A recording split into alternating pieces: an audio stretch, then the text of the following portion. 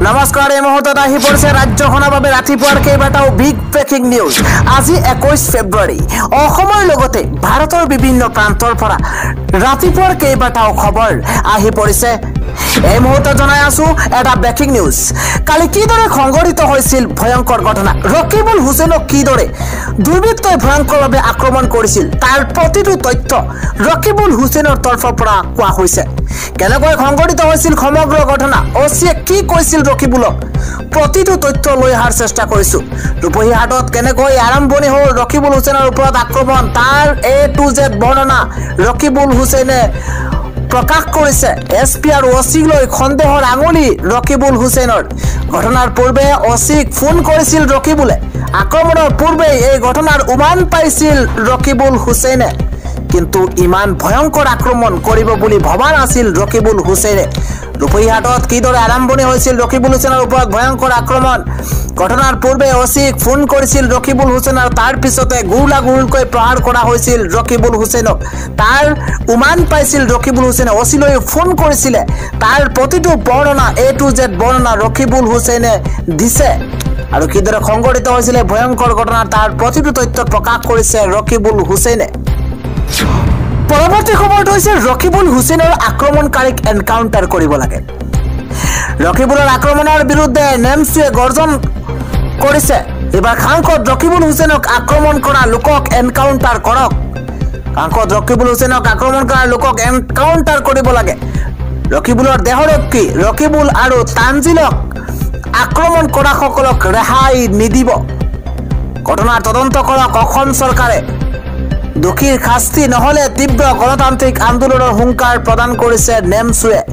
এজন সাংসদৰ নিৰাপত্তা দিব নোৱাৰা চৰকাৰে জনতাৰ নিৰাপত্তা কিদৰে দিব বুলি প্ৰশ্ন উত্থাপন কৰিছে। এজন সাংসদৰ নিৰাপত্তা দিব নোৱাৰা চৰকাৰে জনতাৰ নিৰাপত্তা কিদৰে দিব। ABMCৰে ঘটনাক লৈ তীব্ৰ প্ৰতিক্ৰিয়া। অসমত আইন শৃংখলা অৱক্ষয় ঘটা বুলি ABMCৰ সভাপতি টাইছন হুছেইনে গৰ্জন কৰিছে। সাংসদ ৰকিবুল হুছেইনক আক্ৰমণ কৰা লোকক এনকাউণ্টাৰ কৰক। আজি ৰাতিপুৱাৰ পৰৱৰ্তী ডাঙৰ খবৰটো হৈছে অসম বন্ধৰ ঘোষণা গঢ়ি উঠিছে আহোম সংগঠন। একত্ৰিত হৈছে 10টাৰো অধিক আহোম সংগঠন। এবাৰ শংকৰ সংঘৰ সংবিধান জ্বলোৱা এজনো যদি নেতা গ্ৰেপ্তাৰ হয় পৰিণাম ভয়াৱহ হ'ব। অসম বন্ধৰ কাৰ্যসূচী হাতত ল'ব আহোম সংগঠনে। শুকুৰবাৰে শংকৰ সংঘৰ বিৰুদ্ধে থানাই এজাহাৰ দাখিল কৰিব সকলো আহোম সংগঠনে। শংকৰ সংঘৰ সদস্য পদ গ্ৰহণ কৰা ব্যক্তিক OBCৰ প্ৰমাণ পত্ৰ প্ৰদান নকৰাৰ সিদ্ধান্ত। সংঘৰ পদ গ্ৰহণ কৰা টাই আহোম বিষয়ববীয়াক সংঘৰ পদ খাৰিজ কৰাৰ আহ্বান। উজনি অসমত শংকৰ সংঘৰ সকলো কাৰ্যসূচীতে বাধা প্ৰদান কৰা হ'ব। সকলো আহোম সম্প্ৰদায়ৰ লোকক শংকৰ সংঘৰ পৰা ওলাই আহিবলৈ আহ্বান জনোৱা হৈছে আৰু একত্ৰিত হৈছে 10টাৰো অধিক আহোম সংগঠন। আজি ৰাতিপুৱাৰ পৰৱৰ্তী ডাঙৰ খবৰটো হৈছে আজি মুখ্যমন্ত্ৰী ডক্টৰ হিমন্ত বিশ্ব শৰ্মাই 31টাকৈ বৃহৎ ঘোষণা কৰিছে। ৰাজ্যবাসীক উদ্দেশ্য কৰি 31টাকৈ বৃহৎ ঘোষণা ৰাজ্যৰ মুখ্যমন্ত্ৰী হিমন্ত বিশ্ব শৰ্মাৰ। আমি জনাই আছো এটা বিশেষ খবৰ, কিয়নো মুখ্যমন্ত্ৰীগৰাকীয়ে কৈছে যে 24 ফেব্ৰুৱাৰীত অসমত আহি আছে দেশৰ প্ৰধানমন্ত্ৰী নৰেন্দ্ৰ মোদী। এটাকৈ 31টাকৈ বৃহৎ ঘোষণা কৰিছে মুখ্যমন্ত্ৰীগৰাকীয়ে। আজিৰ পৰা গুৱাহাটী হ'ব ঝুমুৰৰ অনুশীলন। আজিৰ পৰা গুৱাহাটীত হ'ব ঝুমুৰৰ অনুশীলন। ফেব্ৰুৱাৰীত প্ৰধানমন্ত্ৰীৰ সন্মুখত প্ৰদৰ্শন হ'ব ঝুমুৰ নৃত্য। বিশ্ব অভিলেখৰ বাবে প্ৰদৰ্শন হ'ব ঝুমুৰ নৃত্য। 45 মিনিটৰ পৰা 1 ঘণ্টা জনগোষ্ঠীয় প্ৰদৰ্শনী দেখুওৱা হ'ব। বৃহৎ মন্তব্য কৰিছে ৰাজ্যৰ মুখ্যমন্ত্ৰী হিমন্ত বিশ্ব শৰ্মাই। ঝুমুৰ উপভোগ কৰিব বৈদেশিক মন্ত্ৰী S জয়শংকৰে। 23 ফেব্ৰুৱাৰীত অসমত উপস্থিত হ'ব S জয়শংকৰ। এডভান্টেজ আসাম 2.0ত অংশগ্ৰহণ কৰিব S জয়শংকৰে। এটাকৈ 31টাকৈ বৃহৎ ঘোষণা কৰিছে। সকলো বিভাগৰ মুৰব্বীয়ে উপভোগ কৰিব ঝুমুৰ নৃত্য। 15 ফেব্ৰুৱাৰীত এডভান্টেজ আসামৰ কাৰ্যসূচীত উপস্থিত থাকিব সকলো মুৰব্বী আৰু এই ভ্ৰমণৰ সকলো খৰচ বহন কৰিব কেন্দ্ৰীয় চৰকাৰে। এডভান্টেজ আসাম কাৰ্যসূচীত ভাষণ দিব অসমৰ দুই উদ্যোগপতি অভিজিৎ বৰুৱা আৰু অনুপম ডেকাই। অনুষ্ঠানত ভাষণ দিব দেশৰ বিশিষ্ট উদ্যোগপতি মুকেশ আম্বানীয়ে। ভাষণ দিব টাটা গ্ৰুপৰ এন চন্দ্ৰশেখৰণে। এক্ট ইষ্ট এক্ট ফাষ্টত 50 জন এম্বেচেডাৰ থাকিব। ছেমি কণ্ডাক্টৰ নুমলীগড় বাঁহ উদ্যোগ আৰু চাহ উদ্যোগক লৈও হ'ব বিশেষ আলোচনা। 15,000 আবেদন জনোৱা হৈছে অনুমোদন। অসমৰ ক্ষুদ্ৰ উদ্যোগীৰ পৰা 12,000 কোটি টকাৰ MOU আবেদন আহিছে। এডভান্টেজ আসামত জাপান, ছিংগাপুৰ, থাইলেণ্ড, মালয়েছিয়াৰ পৰা আহিব বিনিয়োগকাৰী দল। আহিব ইউৰোপিয়ান ইউনিয়ন, বাংলাদেশ, বুলগেৰিয়া আদি বিভিন্ন ৰাষ্ট্ৰৰ প্ৰতিনিধি। ঝুমুৰ উপভোগ কৰিবলৈ ল'ব লাগিব প্ৰৱেশ পত্ৰ। এইদৰে 31টাকৈ বৃহৎ ঘোষণা কৰিছে। শ্ৰীমন্ত শংকৰদেৱ সংঘ সৰুসজাই সাংস্কৃতিক সঞ্চালকালয়ত দিয়া হ'ব প্ৰমাণ পত্ৰ। 23 ফেব্ৰুৱাৰীত সাধাৰণ লোকে ঝুমুৰ অন্তিম আখৰা চাব পাৰিব সম্পূৰ্ণ বিনামূলীয়াকৈ। 23 ফেব্ৰুৱাৰীত সাধাৰণ লোকে ঝুমুৰৰ অন্তিমখন আখৰা চাব পাৰিব সম্পূৰ্ণ বিনামূলীয়া, ফ্ৰী চাব পাৰিব।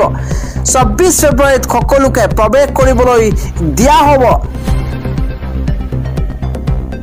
সন্ধিয়া 5 বজাৰ পৰা 5:30 5:30 বজাৰ ভিতৰতে অনুষ্ঠিত হ'ব ঝুমুৰ। মুখ্যমন্ত্ৰী ডক্টৰ হিমন্ত বিশ্ব শৰ্মাই এইদৰে 31টাকৈ বৃহৎ ঘোষণা কৰিছে। আন এটা খবৰ হৈছে ৰকিবুল হুছেইনৰ আক্ৰমণক লৈ গৰজি উঠিছে আমছু। ৰাজনীতি ইমান তললৈ যাব নালাগে। এবাৰ ৰকিবুল হুছেইনক আক্ৰমণক লৈ গৰজি উঠিছে আমছু। ডাঙৰ খবৰ, ব্ৰেকিং নিউজ। চৰকাৰক উভতি ধৰিছে আমছুৱে। উত্তৰ প্ৰদেশৰ দৰে পৰিৱেশ সৃষ্টি কৰিব বিচৰা হৈছে অসমত। উত্তৰ প্ৰদেশৰ দৰে পৰিৱেশ সৃষ্টি হৈছে অসমত। ৰাজনীতি ইমান তললৈ যাব নালাগে। অসমত আইন শৃংখলা আছে নে নাই বুলি প্ৰশ্ন উত্থাপন কৰিছে আমছুৱে।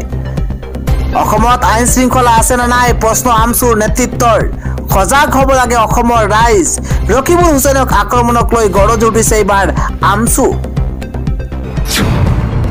ৰাতিপুৱাৰ পৰৱৰ্তী ডাঙৰ খবৰ হৈছে এইবাৰ মাটি দখল কৰিলে একশ্যন হ'বই। বিধানসভাৰ মজিয়াৰ পৰা বেদখলকাৰীক কঠোৰ হুংকাৰ দিছে ৰাজ্যখনৰ মুখ্যমন্ত্ৰী ডক্টৰ হিমন্ত বিশ্ব শৰ্মাই। চৰকাৰী মাটি বেদখলকাৰীৰ বিৰুদ্ধে কঠোৰ একশ্যন ল'ব হিমন্ত বিশ্ব শৰ্মা চৰকাৰে। আমি লৈ আহিছো বিশেষ খবৰ। বেদখলকাৰীক বিধানসভাৰ মজিয়াত পৰাই হুংকাৰ প্ৰদান কৰিছে মুখ্যমন্ত্ৰী হিমন্ত বিশ্ব শৰ্মাই। মাটি দখল কৰিলে উচ্ছেদ হ'বই লাগিব। কোনো বেদখলকাৰীক ক্ষমা কৰা নহ'ব। কোনো দয়া নাই, ক্ষমা নাই। প্ৰশাসনৰ বুলডোজাৰে এফালৰ পৰা ভাঙি চুৰমাৰ কৰিব। ৰাজ্যৰ ভূমি দখল কৰিলে মনে মনে নাথাকে চৰকাৰ। এটা অঞ্চলত চলিব প্ৰশাসনৰ বুলডোজাৰ। যিকোনো মুহূৰ্ততে বুলডোজাৰ চলাবলৈ সাজু হিমন্ত বিশ্ব শৰ্মা চৰকাৰ। উজনিৰ পৰা নামনিলৈ কোনো এটা প্ৰান্ত বেদখলকাৰীৰ হাতলৈ গ'লে বুলডোজাৰলৈ সাজু হ'ব প্ৰশাসন। ভাঙি চুৰমাৰ কৰা হ'ব বেদখলকাৰীৰ বাসগৃহ। এইদৰে বিধানসভাৰ মজিয়াৰ পৰা হুংকাৰ প্ৰদান কৰিছে ৰাজ্যখনৰ মুখ্যমন্ত্ৰী হিমন্ত বিশ্ব শৰ্মাই। আজি ৰাতিপুৱাৰ পৰৱৰ্তী ডাঙৰ খবৰ হৈছে ৰকিবুল হুছেইনক নিৰাপত্তাৰ ঘোষণা ৰাজ্যৰ মুখ্যমন্ত্ৰী হিমন্ত বিশ্ব শৰ্মাৰ। ৰকিবুল হুছেইনক আক্ৰমণৰ পাছতেই মুখ্যমন্ত্ৰীয়ে প্ৰতিক্ৰিয়া প্ৰকাশ কৰিছে। কালি যিহেতু ভয়ংকৰ ঘটনা সংঘটিত হৈছিলে, এবাৰ ৰকিবুল হুছেইনক কলা কাপোৰেৰে মুখ বান্ধি ৰকিবুল হুছেইনক ভয়ংকৰভাৱে আক্ৰমণ কৰা হৈছিল। তাৰ পিছতে ৰকিবুল হুছেইনক আক্ৰমণৰ পাছতে মুখ্যমন্ত্ৰীয়ে প্ৰতিক্ৰিয়া প্ৰকাশ কৰিছে। বিধানসভাৰ মজিয়াৰ পৰাই ৰকিবুলৰ নিৰাপত্তাৰ ঘোষণা ৰাজ্যৰ মুখ্যমন্ত্ৰী হিমন্ত বিশ্ব শৰ্মাৰ। সাংসদ ৰকিবুল হুছেইনক দিয়া হ'ব অতিৰিক্ত নিৰাপত্তা। নিজৰ ঠাইতে আক্ৰমণৰ বলি হ'ল ৰকিবুল হুছেইন। চামগুৰিৰ ৰূপহীত গ'লে অতিৰিক্ত নিৰাপত্তা লাভ কৰিব ৰকিবুল হুছেইনে। টুপিৰ হাতত দুৰ্বৃত্তই গুৰুলাগুৰুলকৈ প্ৰহাৰ কৰিছিল সাংসদগৰাকীক। মুখত কলা কাপোৰ বান্ধি আহিছিল দুৰ্বৃত্তৰ দলটো। গুণাবাৰীলৈ গৈ থকাৰ পথতে আক্ৰমণ কৰিছে সাংসদগৰাকীক। গুলী ফুটাই সাংসদগৰাকীক দুৰ্বৃত্তৰ কবলৰ পৰা ৰক্ষা কৰিছে নিৰাপত্তা ৰক্ষীয়ে। ৰকিবুল হুছেইনক আক্ৰমণৰ পাছতে মুখ্যমন্ত্ৰীগৰাকীয়ে প্ৰতিক্ৰিয়া প্ৰকাশ কৰিছে। এতিয়াৰ পৰা মুখ্যমন্ত্ৰী ৰকিবুল হুছেইনক নিৰাপত্তা বৃদ্ধি কৰা হ'ব। মুখত কলা কাপোৰ পিন্ধি গুৰলাগুৰকৈ প্ৰহাৰ কৰা হৈছিল ৰকিবুল হুছেইনক। আৰু ইতিমধ্যে মুখ্যমন্ত্ৰীগৰাকীয়ে মন্তব্য কৰিছে, বিধানসভাৰ মজিয়াৰ পৰাই ৰকিবুলৰ নিৰাপত্তাৰ কথা ঘোষণা কৰিছে ৰাজ্যৰ মুখ্যমন্ত্ৰী হিমন্ত বিশ্ব শৰ্মাই। ৰকিবুল হুছেইনক আক্ৰমণৰ পাছতে মুখ্যমন্ত্ৰীগৰাকীয়ে প্ৰতিক্ৰিয়া প্ৰকাশ কৰিছে, এতিয়াৰ পৰা নিৰাপত্তা বৃদ্ধি কৰা হ'ব ৰকিবুল হুছেইনৰ।